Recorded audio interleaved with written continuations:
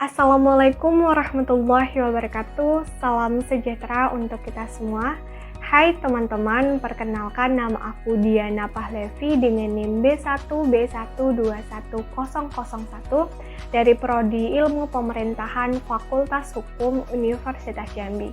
Video ini merupakan pemenuhan ujian tengah semester ataupun UTS dengan mata kuliah Keuangan Negara dan dosen pengampu Bapak Alfa Beryansyah, SIP, MIP.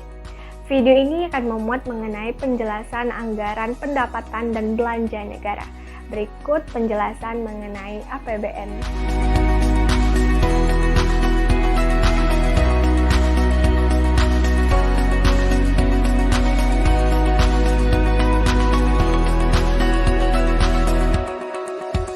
Dalam video anggaran pendapatan dan belanja negara ini, saya akan membahas mengenai 4 submateri. Yang pertama itu pengertian APBN, yang kedua fungsi dan tujuan penyusunan APBN, yang ketiga struktur, unsur-unsur dan sumber APBN, dan yang keempat periode, siklus, dan data APBN.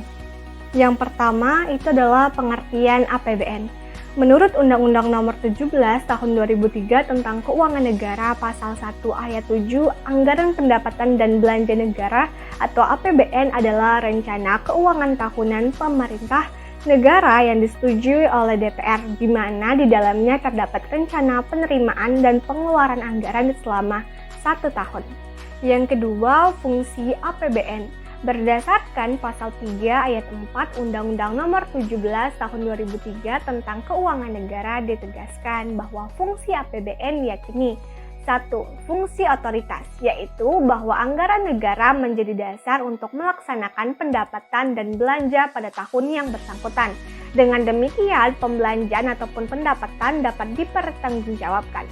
Yang kedua, fungsi perencanaan, yaitu anggaran negara dapat menjadi pedoman bagi negara untuk merencanakan kegiatan pada tahun tersebut, sehingga rencana tersebut dapat membantu pemerintah dalam mengambil tindakan dan mempersiapkan anggaran pembelanjaan. Yang ketiga, fungsi pengawasan, yaitu anggaran negara harus menjadi pedoman untuk menilai apakah kegiatan penyelenggaraan pemerintah negara sesuai dengan yang telah ditetapkan.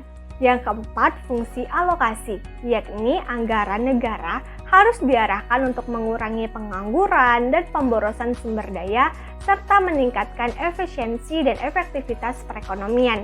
Yang kelima, fungsi distribusi, yaitu kebijakan anggaran harus memperhatikan rasa keadilan dan kepatutan. Yang keenam, fungsi stabilitas, yakni anggaran pemerintah menjadi alat untuk memelihara dan mengupayakan keseimbangan fundamental perekonomian. Selanjutnya, itu adalah tujuan dari penyusunan APBN. Yang pertama, meningkatkan pertumbuhan ekonomi negara.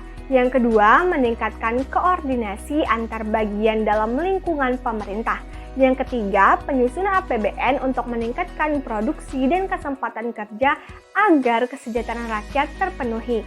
Yang keempat, ikut membantu pemerintah dalam mencapai tujuan fiskal dalam mengatasi inflasi.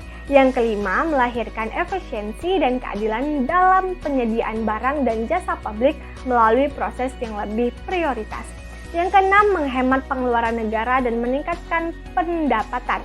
Yang ketujuh, membantu mengembangkan berbagai industri dalam negeri. Dan yang kedelapan, membantu meningkatkan lapangan kerja melalui pembangunan dan investasi di sebuah negara. Yang ketiga, struktur, unsur, dan sumber-sumber pendapatan APBN. Pengertian pendapatan negara dan hibah. Pendapatan negara adalah hak pemerintah pusat yang diakui sebagai penambahan nilai kekayaan bersih berdasarkan Undang-Undang Nomor 17 Tahun 2003 Pasal 1 Ayat 13. Sedangkan hibah adalah penerimaan daerah atau negara yang berasal dari pemerintahan negara asing, internasional, pemerintahan, badan ataupun lembaga negeri atau perorangan, baik dalam bentuk devisa, rupiah maupun barang atau jasa, termasuk tenaga ahli dan pelatihan yang tidak perlu dibayar kembali. Pendapatan negara didapat melalui penerimaan perpajakan, penerimaan negara bukan pajak atau PNBP, dan penerimaan hibah.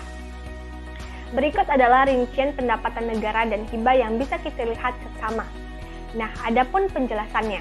Penerimaan perpajakan. Penerimaan perpajakan adalah semua bentuk penerimaan yang terdiri dari pajak dalam negeri dan pajak perdagangan internasional. Pajak dalam negeri terdiri atas 1. Pajak penghasilan atau PPh. PPh adalah jenis pajak yang harus dibayar oleh individu atau badan atas penghasilan yang diperoleh selama 1 tahun pajak. Setiap penghasilan yang diterima wajib pajak baik dari dalam maupun dari luar negeri disebut juga dengan objek PPh. Penghasilan yang dimaksud dapat berupa gaji, keuntungan usaha, honorarium, dan semacamnya. Beberapa contoh jenis PPh yang berlaku di Indonesia, yaitu Pasal 15, Pasal 19, Pasal 21, Pasal 22, dan Pasal 25.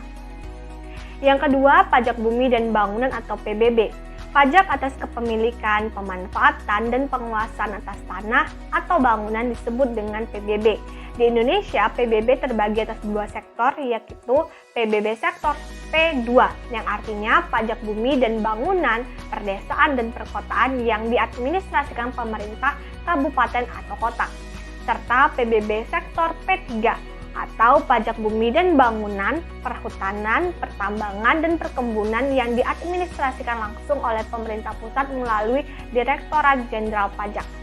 Yang ketiga, bea peroleh hak atas tanah dan bangunan atau BPHTB. BPHTB sendiri merupakan pungutan atas perolehan hak atas tanah dan bangunan. Pungutan ini ditanggung oleh pembeli dan hampir mirip dengan PPh bagi penjual. Yang keempat, cukai. Cukai adalah pungutan negara yang dikenakan terhadap barang-barang tertentu yang mempunyai sifat atau karakter yang ditetapkan dalam Undang-Undang Cukai. Yang selanjutnya adalah pajak perdagangan internasional yang terdiri atas 1. Bea masuk dan bea keluar. Bea masuk adalah pungutan negara yang dikenakan kepada barang-barang impor, sedangkan bea keluar adalah pungutan negara berdasarkan Undang-Undang Kepabeanan yang dikenakan terhadap barang-barang ekspor. Yang kedua, penerimaan negara bukan pajak. Menurut Undang-Undang Nomor 9 Tahun 2018 tentang penerimaan negara bukan pajak atau PNBP. PNBP adalah pungutan yang dibayar oleh orang pribadi atau badan dengan memperoleh manfaat langsung maupun tidak langsung atas layanan atau pemanfaatan sumber daya dan hak yang diperoleh negara. Berdasarkan peraturan perundang-undangan yang menjadi penerimaan pemerintah pusat di luar penerimaan perpajakan dan hibah dan dikelola dalam mekanisme anggaran pendapatan dan belanja negara. PNBP meliputi penerimaan sumber daya alam, bagian laba BUMN, dan PNBP lainnya. Menurut struktur APBN, PNBP SDA terdiri atas PNBP migas dan non-migas, PNBP migas yang terdiri dari minyak bumi, gas bumi, sedangkan PNBP non-migas terdiri dari mineral dan batu bara. PNBP kehutanan, PNBP perikanan, dan PNBP panas bumi. Yang ketiga, hibah. Hibah bersumber dari dalam negeri dan luar negeri. Hibah yang bersumber dari dalam negeri berasal dari lembaga keuangan dalam negara, lembaga non-keuangan dalam negeri, pemerintahan daerah, perusahaan asing yang berdomisili dan melakukan kegiatan di wilayah negara Republik Indonesia, dan lembaga-lembaga lainnya ataupun perorangan. Yang kedua, hibah yang bersumber dari luar negeri. Berasal dari negara asing, lembaga di bawah Perserikatan Bangsa-Bangsa, lembaga multilateral, lembaga keuangan asing, terus lembaga keuangan nasional yang berdomisili dan melakukan kegiatan usaha di luar wilayah negara Republik Indonesia dan perorangan. Selanjutnya adalah belanja negara. Belanja negara adalah kewajiban pemerintah pusat yang diakui sebagai pengurangan nilai kekayaan bersih berdasarkan Undang-Undang Nomor 17 Tahun 2003 Pasal 1 Ayat 14. Belanja negara ini terdiri dari belanja pemerintah pusat dan transfer ke daerah. Belanja pemerintah pusat ini meliputi belanja pegawai, belanja barang, belanja modal, belanja pembayaran bunga utang, terus belanja subsidi, belanja hibah, belanja bantuan sosial, dan belanja lainnya. Sedangkan transfer ke daerah meliputi transfer dan perimbangan dan transfer dana otonomi khusus serta penyesuaian. Berikut adalah rincian dari belanja pemerintah yang bisa kita lihat dengan seksama. Adapun penjelasannya. Yang pertama, Belanja pemerintahan pusat. Belanja pemerintahan pusat yang dialokasikan untuk mencapai hasil tertentu pada bagian anggaran kementerian negara atau lembaga dan bagian anggaran bendahara umum negara. Belanja pemerintahan pusat meliputi belanja pegawai, adalah belanja digunakan untuk membiayai kompensasi dalam bentuk uang atau barang yang diberikan kepada pegawai pemerintahan pusat, anggota Tentara Nasional Republik Indonesia, Kepolisian Negara Republik Indonesia, dan pejabat negara, baik yang bertugas di dalam negeri maupun di luar negeri. Ini pun sebagai imbalan atas pekerjaan yang telah dilaksanakan, kecuali pekerjaan yang berkaitan dengan pembentukan modal. Secara garis besar, belanja pegawai ini terbagi atas 3 pos belanja, yaitu 1. Gaji dan tunjangan, yang kedua honorarium, vaksin lembur, dan yang ketiga kontribusi sosial. Adapun belanja barang. Belanja barang adalah pengeluaran untuk pembelian barang atau jasa yang habis pakai untuk memproduksi barang atau jasa yang dipasarkan maupun yang tidak dipasarkan, serta penggadaan barang yang dimaksudkan untuk diserahkan atau dijual kembali kepada masyarakat di luar kriteria belanja bantuan sosial, serta belanja perjalanan. Penggunaan belanja barang tersebut dapat dikelompokkan lagi dalam 2 jenis, yaitu belanja barang operasional dan belanja barang non-operasional. Masing-masing kelompok ini dipergunakan sebagai berikut.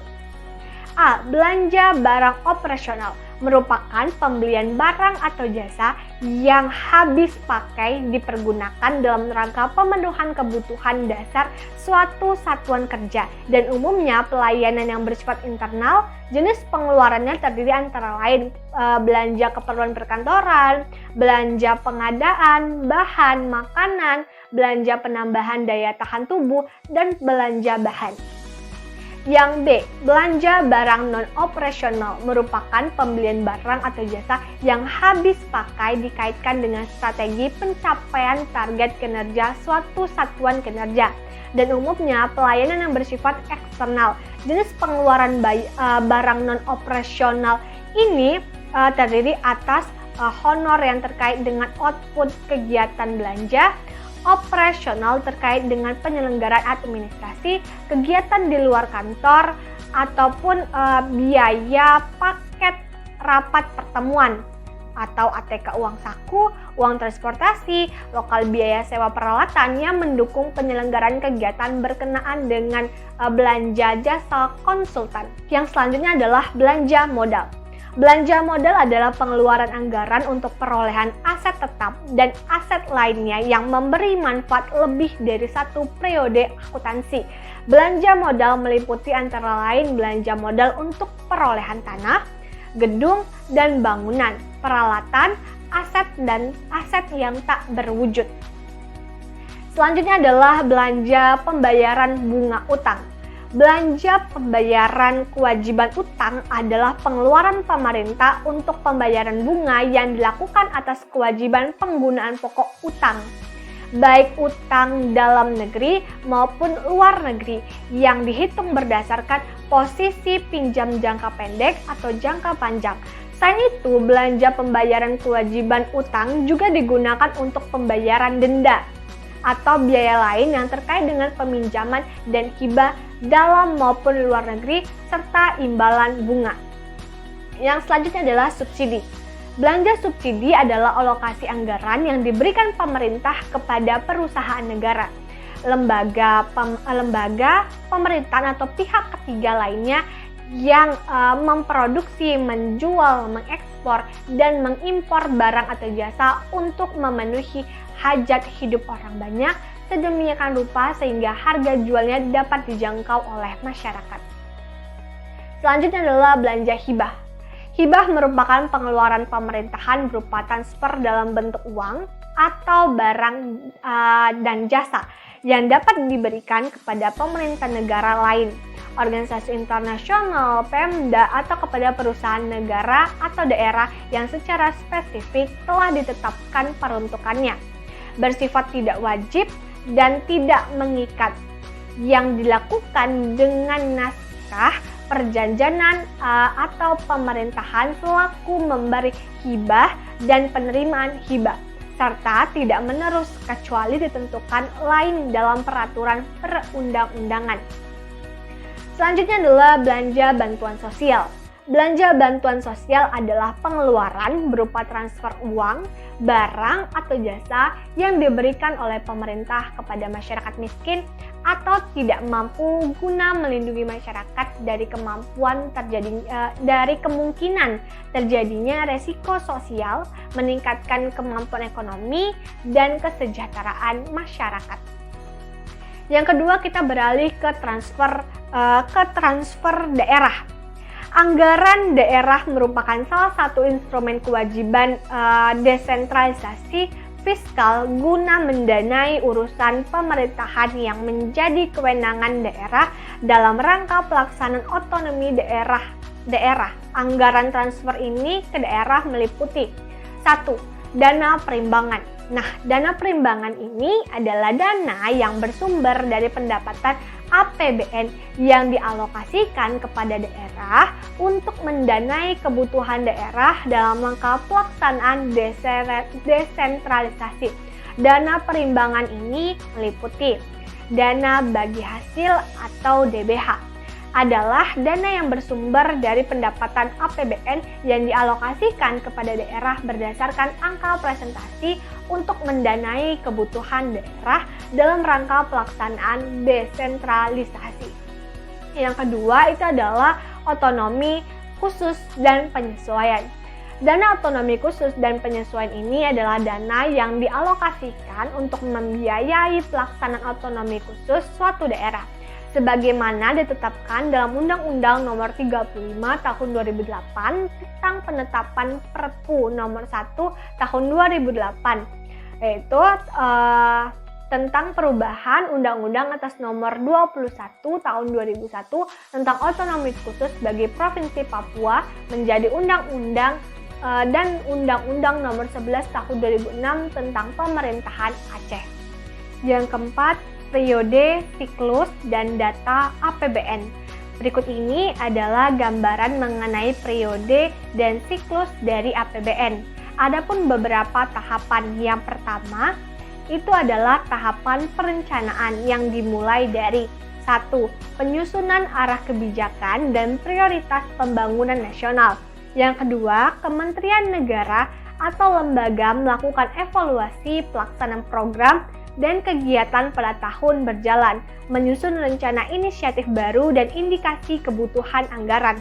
Yang ketiga itu adalah Kementerian Perencanaan dan Kementerian Keuangan mengevaluasi pelaksanaan program dan kegiatan yang sedang berjalan dan mengkaji usulan inisiatif baru berdasarkan prioritas pembangunan serta analisis pemenuhan kelayakan dan efisiensi indikasi kebutuhan dananya.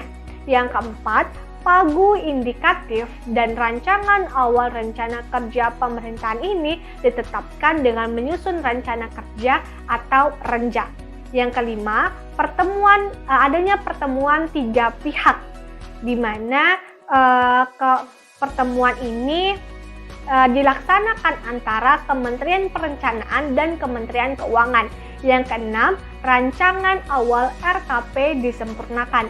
Yang ketujuh, RKP dibahas dalam pembicaraan pendahuluan antara pemerintah dengan DPR. Dan yang kedelapan, RKP ditetapkan. Adapun tahapan penganggaran dimulai dari pertama, penyusunan kapasitas fiskal yang menjadi bahan penetapan pagu indikatif. Yang kedua, penetapan pagu indikatif. Yang ketiga, penetapan pagu anggaran. Yang keempat, penyusunan rencana kerja dan anggaran.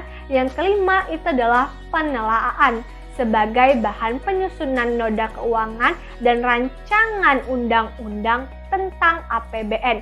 Dan yang terakhir, penyampaian nota keuangan, rancangan APBN, dan rancangan undang-undang tentang APBN kepada DPR. Tahapan kedua yaitu adalah penetapan atau persetujuan APBN. Kegiatan penetapan atau persetujuan ini dilakukan pada APBN H-1 sekitar bulan Oktober sampai dengan November. Kegiatan dalam tahap ini berupa pembahasan mengenai rancangan APBN dan rancangan Undang-Undang APBN, serta penetapannya oleh DPR. Selanjutnya, berdasarkan persetujuan dari DPR ini, rancangan Undang-Undang APBN ditetapkan menjadi Undang-Undang APBN. Penetapan ini pun diikuti dengan penetapan Kepres mengenai rincian APBN sebagai lampiran Undang-Undang APBN yang dimaksud. Yang ketiga itu adalah pelaksanaan APBN. Jika tahapan 1 dan 2 ini dilaksanakan, maka pada APBN H-1 ini kegiatan pelaksanaan APBN dilaksanakan mulai dari tanggal 1 Januari sampai 31 Desember pada tahun berjalannya APBN tersebut. Dengan kata lain, pelaksanaan tahun anggaran 2022 akan dilaksanakan mulai dari tanggal 1 Januari sampai dengan tanggal 31 Desember 2022. Kegiatan pelaksanaan APBN ini pun dilakukan oleh pemerintah dalam hal kementerian atau lembaga. Yang keempat, pelaporan dan pencatatan APBN. Tahap pelaporan dan pencatatan APBN dilaksanakan bersama dengan tahap pelaksanaan APBN 1 Januari sampai 31 Desember. Laporan keuangan pemerintahan yang dihasilkan melalui proses akuntansi dan disajikan sesuai dengan standar akuntansi keuangan pemerintahan yang terdiri dari laporan realisasi anggaran atau LRA, neraca, dan laporan arus kas, serta catatan atas laporan keuangan. Yang kelima, pemeriksaan dan pertanggungjawaban APBN. Tahap terakhir dari siklus APBN ini adalah tahap pemeriksaan dan pertanggungjawaban yang dilaksanakan setelah tahap pelaksanaan berakhir sekitar bulan Januari sampai dengan Juli. Contohnya, jika APBN dilaksanakan pada tahun 2021, maka tahap pemeriksaan dan pertanggungjawabannya dilakukan pada tahun 2022. Pemeriksaan ini pun dilakukan oleh Badan Pemeriksa Keuangan atau BPK. Untuk pertanggungjawaban pengelolaan dan pelaksanaan APBN ini secara keseluruhan selama 1 tahun anggaran, Presiden menyampaikan rancangan undang-undang tentang pertanggungjawaban pelaksanaan APBN kepada DPR berupa laporan keuangan yang telah diperiksa oleh BPK selambat-lambatnya 6 bulan setelah tahun anggaran berakhir. Berikut saya lampirkan postur APBN tahun 2022 dan ringkasan APBN dari tahun 2012 sampai dengan tahun 2022.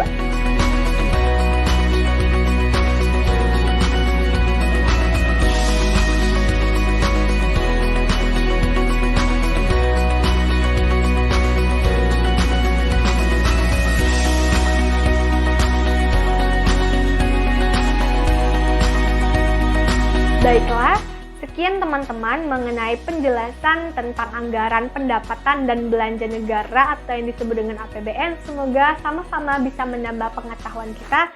Dan saya akhiri dengan wassalamualaikum warahmatullahi wabarakatuh. Dan terima kasih untuk teman-teman yang sudah menonton video ini. Bicara soal uang kita, berarti bicara soal APBN juga. APBN, mungkin istilah ini sudah nggak asing lagi di telinga kita. APBN atau Anggaran Pendapatan dan Belanja Negara adalah rancangan keuangan tahunan Indonesia yang dirancang setiap tahun dengan tujuan untuk menjadi acuan agar penggunaan anggaran pendapatan dan belanja bisa sesuai rencana dan bisa dialokasikan sesuai dengan porsinya. Tapi, gimana sih lebih jelasnya? APBN sendiri dapat diibaratkan seperti seorang ibu rumah tangga yang dikasih uang bulanan dari gaji suaminya, lalu dia harus mengalokasikan uang itu untuk membeli bahan makanan, biaya sekolah, bayar cicilan rumah, dan lain sebagainya. Semua hal tersebut harus benar-benar terencana agar keuangan keluarga tidak kacau. Begitu juga dengan APBN kita. Kita harus merencanakannya agar negara ini tidak kacau. Terus kalau kita pengen tahu lebih lanjut, gimana sih APBN untuk tahun 2019 itu sendiri? Nah, bulan November tahun 2018 telah disahkan dan diundangkan Undang-Undang Nomor 12 Tahun 2018 tentang APBN Tahun Anggaran 2019. Temanya yaitu tentang APBN untuk mendorong investasi dan daya saing melalui pembangunan SDM. Inilah postur APBN 2019. pendapatan negara sebesar 2.165,1 triliun rupiah, belanja negara sebesar 2.461,1 triliun rupiah, pembiayaan negara sebesar 296 triliun rupiah, dan defisit anggaran sebesar 296 triliun rupiah. Selanjutnya, ada beberapa kebijakan dan terobosan baru yang strategis dalam APBN 2019. Di antaranya adalah penguatan bidang kesehatan, yaitu dengan program percepatan penanganan stunting melalui intervensi gizi spesifik dan sensitif pada 160 kabupaten atau kota.